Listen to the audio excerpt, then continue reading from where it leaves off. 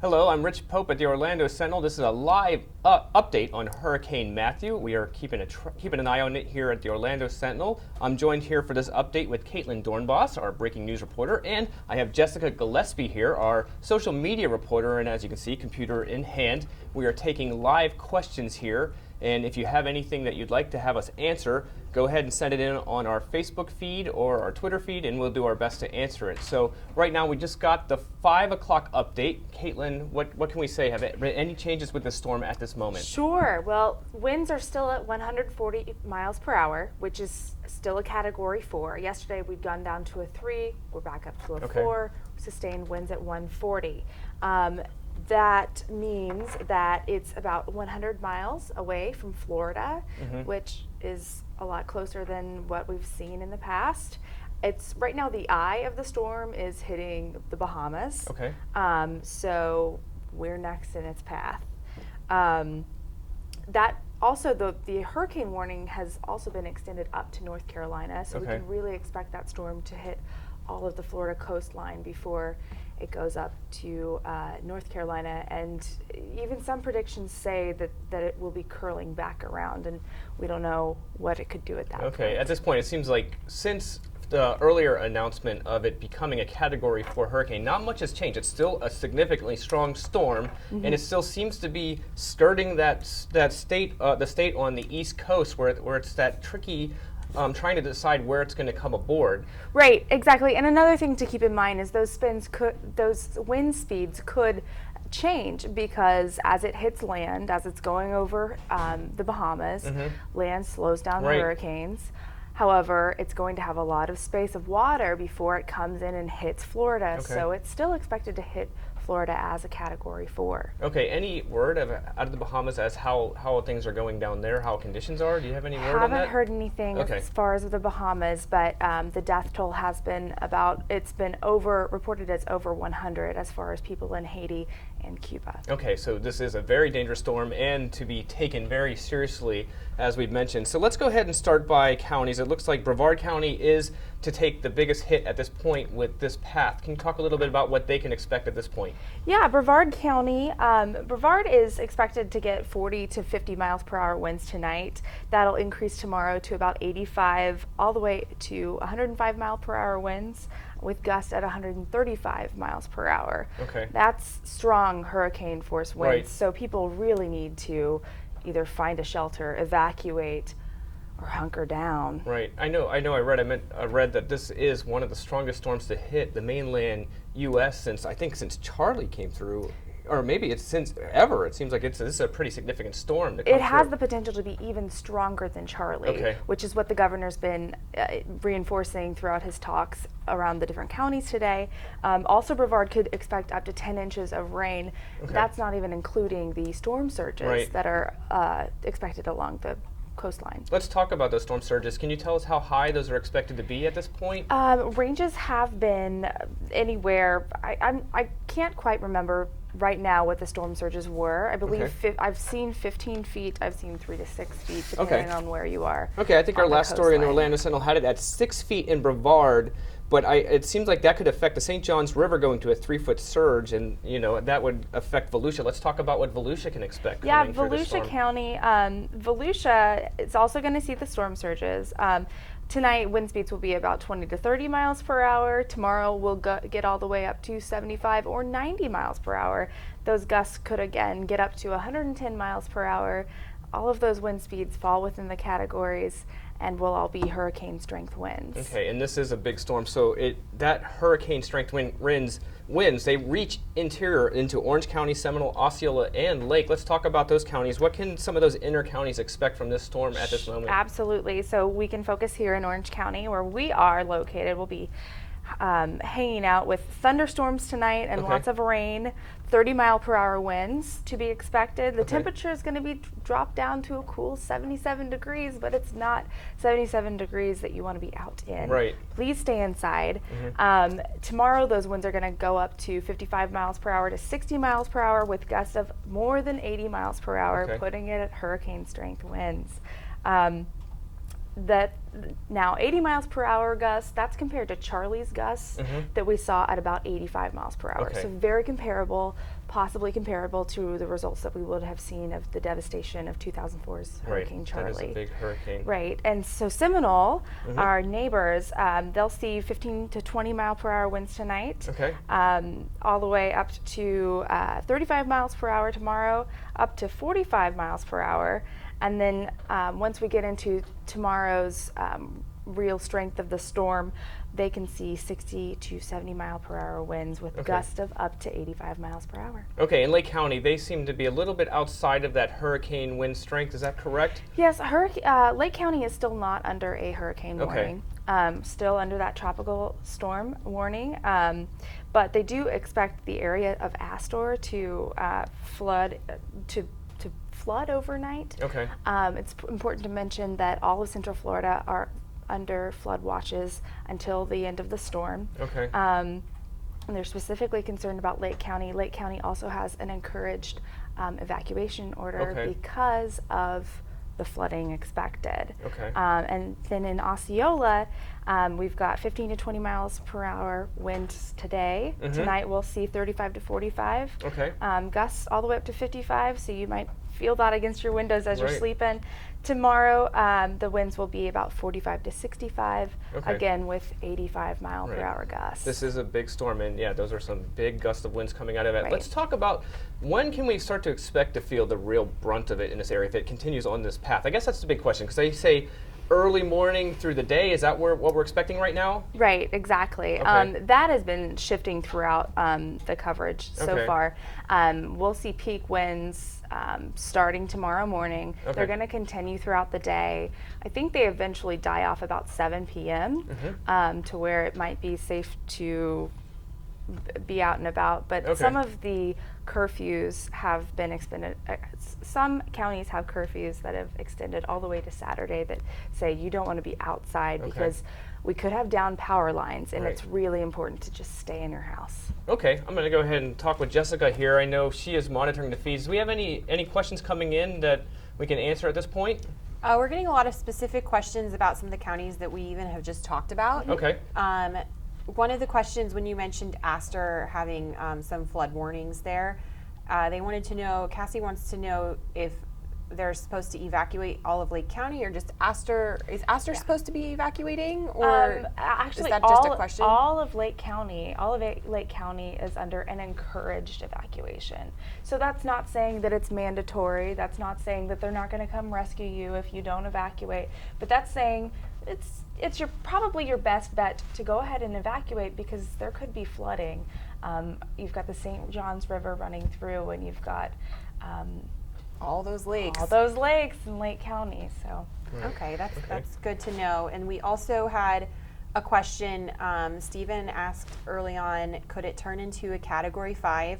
Now, I don't think we've ever had that thought process here. Right now, it's at about 140 miles per hour, and it would have to be 157 miles per hour or higher. And I would imagine hitting the land, it's going to slow some. Exactly. And just for a comparison's sake, we're at 140 miles per hour.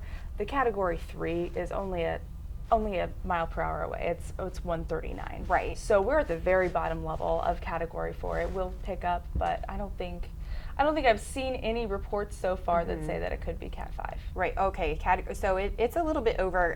Category 4 starts at 130, so you were just about 10 off. But I was 10 off. But that's okay. You're got a lot of information in your brain right now that you're trying to keep on track. So that's what. So we can check it here. But no, I'm not We're thinking. Still significantly farther. I'm not away thinking from that. Cat Right. 5. And somebody else asked on a previous Facebook post if it has the potential to be as bad as Katrina. Now, I don't think Katrina is a hurricane that we've been talking about in comparisons. It's really more of a comparison to Charlie. Right. Yep. And we've got a lot of different factors than what happened with Katrina. We don't have the levees, Florida, the levees. It's a lot different. So I don't think any of us would suggest that this would be comparable to Katrina. Yeah, I think like you said, like Charlie seems to be the one we're comparing because it seemed in 2004, that was a pretty strong storm that came through, and at this point, if this continues on this track, in this path, it's expected to be to match what we saw in Charlie, but granted, you know, that could wiggle. Match, or even, Right. I mean, Governor Scott has been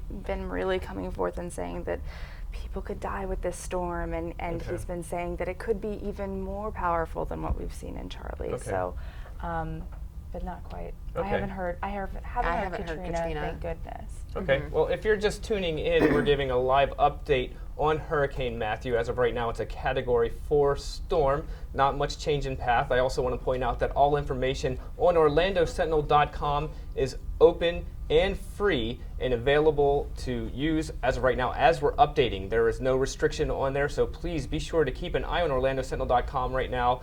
And as we update it, we'll get that information out to you as soon as we get it. I also want to come on back with you, Caitlin. Let's talk about some of those curfews. I know you mentioned that. What counties are experiencing curfews, and at what time will those take place? Absolutely. So curfews, the only real curfew that I've seen so far that's been set in stone has been for Seminole County. Seminole County residents are under a curfew beginning at 5 a.m. tomorrow, Okay. and that lasts all the way until 7 a.m. Saturday. So Okay. be prepared to stay inside.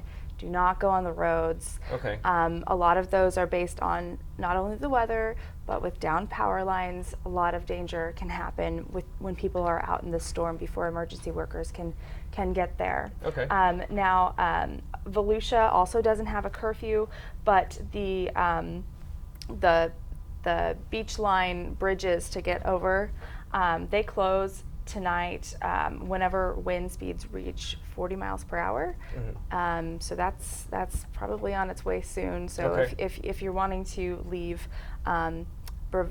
Volusia County, Barrier Islands, you need to do it now Okay. if you haven't already. Let's talk shelters with those. Where can people get information about shelters? And as you mentioned, over in the coastal communities that were expected to leave should be gone by now. But where can they head at this point? Well, and before they go to the shelters, they need to make sure that they're off the roads by 6 p.m. here in Orange Okay. County. Orange So County, get to that 6 p.m. shelter by 6 p.m. Okay. That's not an imposed curfew, but you need to be Okay. off the roads by 6 p.m. in Orange County. Do we have any idea if someone is on the road going to the shelter? I assume there's going to be nothing. I don't believe that they're against them. going It's- to be right. arrested, but Okay. that's what the county is saying. Like, this you know, is the Mayor safe zone. Teresa says, Jacobs says that you need to be off by 6 p.m. Okay. And Osceola County has the same, but that's by about 5 or 6 p.m. You really need to be off the roads. So if you're in those counties, make it to your shelters. The shelters are, a lot of the shelters remain still open, but I know Okay. that there's about 4 or 5. There's 5 that are that are at capacity Okay. in Volusia County. All right. You're going to want to check OrlandoSentinel.com. Okay. We've got a special article that talks all about sandbag locations and shelter locations Okay. that you can find on our site, and we're updating that as we find out which shelters are still open and which shelters are Okay. closing, because we are having a lot of people move in. Right. I think Teresa Mayor Jacobs just said recently that about 250 families have made it to shelters so far in Orange Okay. County. All right, and I also want to point out that if you do go to the shelter, there are pet-friendly shelters as well, so be sure to take pets to the shelter, but check on OrlandoSentinel.com to see if it is a shelter that accommodates pets, because you know that is important to get them out of the storm as well. Let's also talk a little bit about. Let's go back to Jessica right now. Let's talk about live questions. Are we getting any information, anything coming in, any new information? Not, and I haven't seen any new information since we've been live. Okay. No other huge questions other than some specifics about specific counties. So Okay. when we're done with this, I'll post in some links Okay. that can help you find some specific information to where people live. But I do have a lot of information on closings. If Yeah, you let's have talk a any, little bit about that, any, yeah. any specifics. So I know earlier today we were getting a lot of transportation questions about airports and if they were closing. We've had some changes since our Okay. earlier live show on Facebook. So Sanford International flights closed today at 6:30 through Friday. Okay. So that's, you know, all of those, also domestic Sanford flights closed at 10 a.m. today. And commercial service at Orlando International is going to stop at 8 p.m. tonight. So there's a lot of cancellations there. The flights, you know, the airport they're not going to be sending out commercial flights. Okay. So if you're here, you're here. Okay. And if you're trying to get here, you're going to have to wait. Okay, let's talk about theme park closures. I know there are Universal closed. It seemed like Disney has closed as well. Can you talk about that a little bit? Right. So Disney finally announced today, so did Universal, that they closed by 5, so we're past that now. Okay. Disney Springs, City Walk, all the parks, they're all closed now, and they're going to be closed tomorrow too. So I know earlier a lot of people were really concerned. They had family members and friends who work at those parks. They were worried that they weren't going to be able to get home in time. So they're off work now. They don't have to go in tomorrow. They can stay home with you. And if you had any theme park plans, I know there's a lot of Halloween parties. Those are all canceled. Okay. Halloween Horror Nights and Mickey's Not So Scary. Okay. So those are not happening tonight. Okay. Okay, as of right now, it seems like a lot of preparation probably should have taken place. If people are still at that point, how much time would you say they have right now to get things together? Because we're getting closer and closer. We are getting closer and closer. You know, as I mentioned earlier, we've got to get off the roads by 5 or 6. Yep. You know, realistically, those wind speeds aren't going to increase until, you know, nightfall. But I wouldn't get on the road later than 10 p.m. Right. I mean, it's really going to pick up. It's difficult to drive at a certain point. Once you get up to wind speeds of 30 miles per hour or 40 miles per hour, you're going to feel that against your car, especially once those hurricane force winds kick in the later we go. Okay. All right. So I want to go ahead and recap a little bit with this update. We are at 140 miles per hour.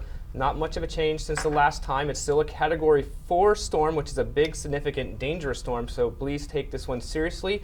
It seems like President Obama declared it a state of emergency.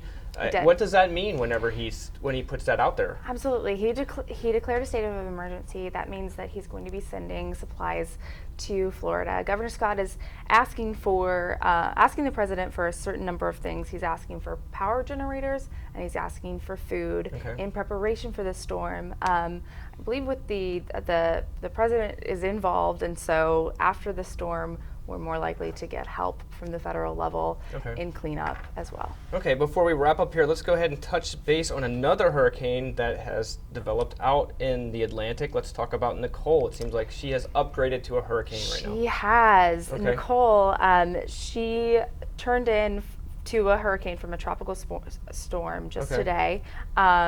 She is now at 85 miles per hour, which is pretty strong. Right. She's still a Category 1. Okay. But she is moving northwest about 7 miles per hour.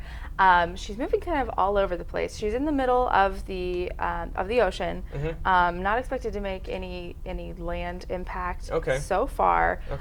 But she's also going to turn south or southeast. She's expected to in the future. So she's again moving pretty unpredictably, and so it's going to be a storm that we want to keep our eye on.